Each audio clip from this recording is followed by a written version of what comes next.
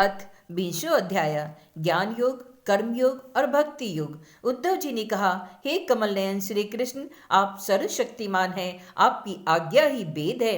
उसमें कुछ कर्मों को करने की विधि है और कुछ के करने का निषेध है। यह विधि निषेध कर्मों के गुण और दोष की परीक्षा करके ही तो होता है।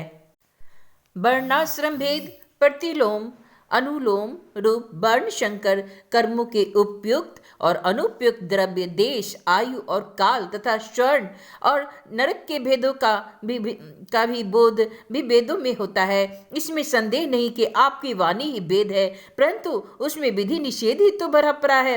यदि उसमें गुण और दोष में भेद करने वाली दृष्टि न हो तो वह प्राणियों का कल्याण करने में समर्थ हो कैसे? सर्वशक्तिमान परमेश्वर, आपकी वाणी वेद ही पितर, देवता और मनुष्यों के लिए श्रेष्ठ मार्गदर्शक का काम करती है, क्योंकि उसी के द्वारा स्वर्ग, मोक्ष आदि अदृष्ट वस्तुओं का बोध होता है। और इस लोक में किसका कौन सा साध्य है और क्या साधन, इसका निर्णय भी उसी से होता है।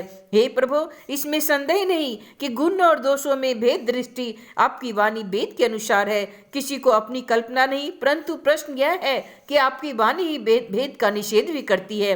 और यह विरोध देखकर मुझे भ्रम हो रहा है कि आप कृपा करके मेरा यह भ्रम मिटाइए। भगवान श्री कृष्ण ने कहा, हे प्रिय उद्धव, मैंने ही वेदों में एवं अन्यंत्र भी मनुष्य का कल्याण करने के लिए अधिकारी भेद से 3 प्रकार के योगों का उपदेश किया है।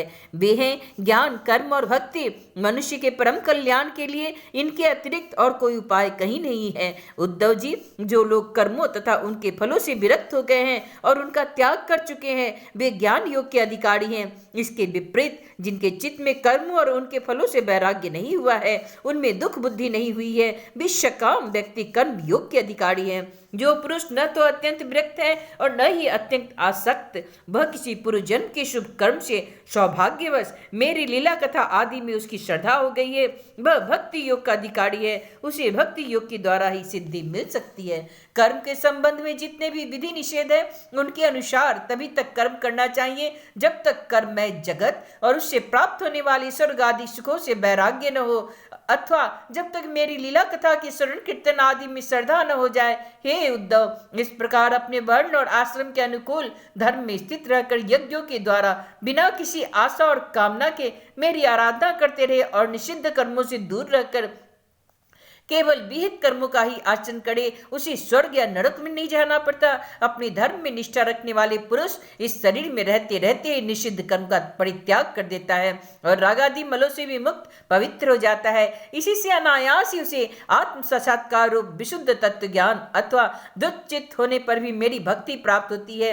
यह विधि निषेध रूप कर्म का अधिकारी मनुष्य शरीर बहुत ही दुर्लभ है। स्वर्ग और नरक दोनों ही लोकों में रहने वाला जीव इसकी अभिलाषा करते रहते हैं, क्योंकि इसी शरीर में अंतःकरण की शुद्धि होने पर ज्ञान अथवा भक्ति की प्राप्ति हो सकती है। स्वर्ग अथवा नरक का भोग प्रधान शरीर किसी भी साधन के उपयुक्त नहीं। बुद्धिमान पुरुष को न तो स्वर्ग की अभिलाषा करनी चाहिए और न ही नरक की, और तो क्या इस मनुष्य शरीर की भी कामना न करनी चाहिए, क्योंकि किसी भी शरीर में गुण वृद्धि और अभिमान हो जाने पर अपने वास्तविक स्वरूप की प्राप्ति के साधन में प्रमाद होने लगता है। यद्यपि यह मनुष्य शरीर है तो मृत्युग्रस्त ही, परंतु इसके द्वारा परमार्थ की सत्य वस्तु की प्राप्ति हो सकती है।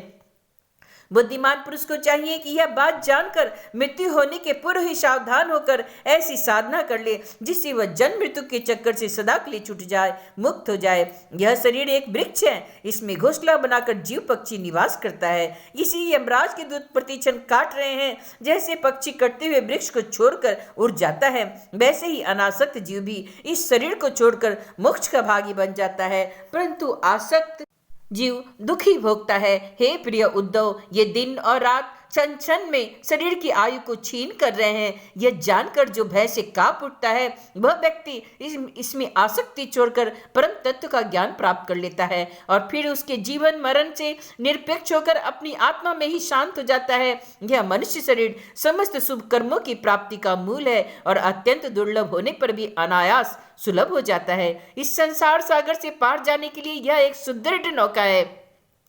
शरण ग्रहण मात्र से ही गुरुदेव इसके केवट बनकर पतवार का संचालन करने लगते हैं और स्मरण मात्र से ही मैं अनुकूल वायु के रूप में इसे लक्ष्य की ओर बढ़ाने लगता हूँ। इतनी सुविधा होने पर भी जो इस शरीर के द्वारा संसार सागर से पार नहीं हो जाता, वह तो अपने हाथों ही अपनी आत्मा का हनन अधपतन कर रहा है। हे प्रिय उद्धव, जब पुरुष दोष दर्शन के कारण कर्मों से उद्विग्न और विरक्त हो जाए, तब जितेंद्रिय होकर वह योग में स्थित हो जाए और अभ्यास आत्मानुसंधान के द्वारा अपना मन मुझ परमात्मा में निश्चल रूप से धारण करे।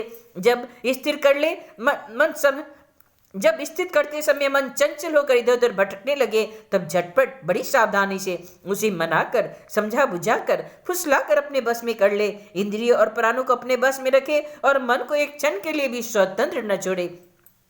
उसकी एक एक चाल, एक एक हरकत को देखता रहे। इस प्रकार सत्य संपन्न बुद्धि के द्वारा धीरे धीरे मन को अपने बस में कर लेना चाहिए। जैसे सवार घोड़े को अपने बस में करते समय अपने उसके मनोभाव की पहचान कराना चाहता है, अपनी इच्छा के अनुसार उसे चलाना चाहता है और बार बार फुसलाकर उसे अपने बस में कर लेता है, वैसे ही मन को फुसलाकर उसे मीठी मीठी बातें सुनाकर बस में कर लेना ही परम योग है।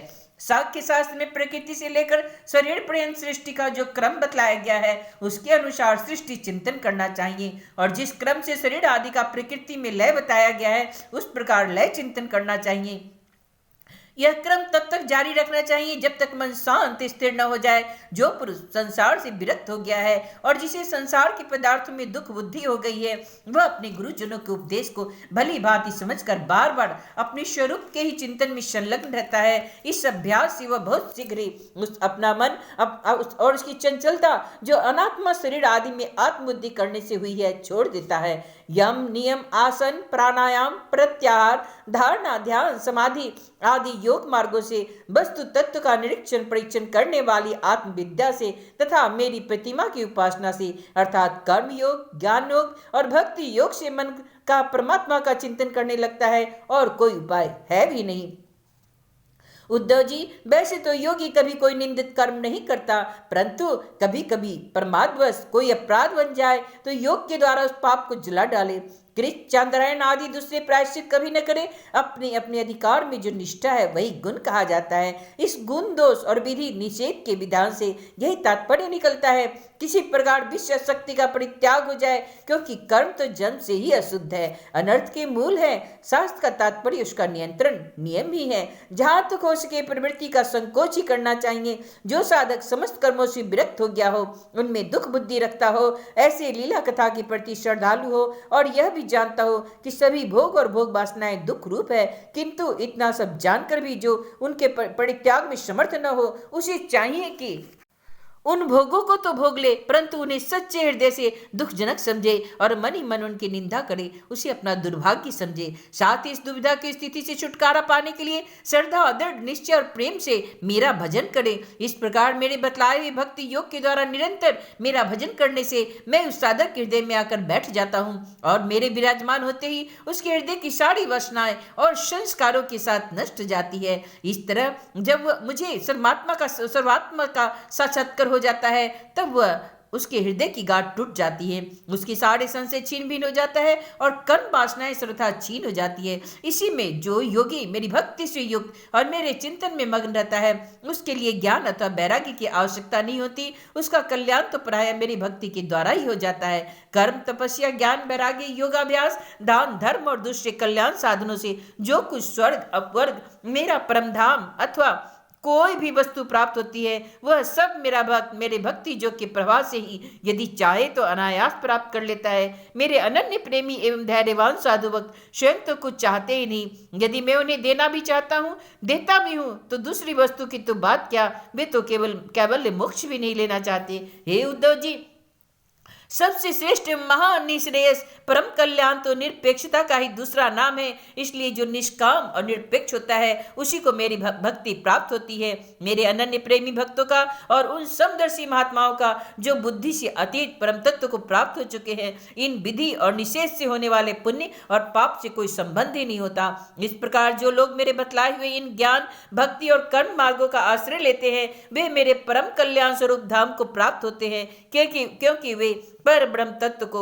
जान लेते हैं। इति श्रीमद्भागवते महापुराणे परमहंस्यासनितायां एकादश स्कंदे 20 अध्याय।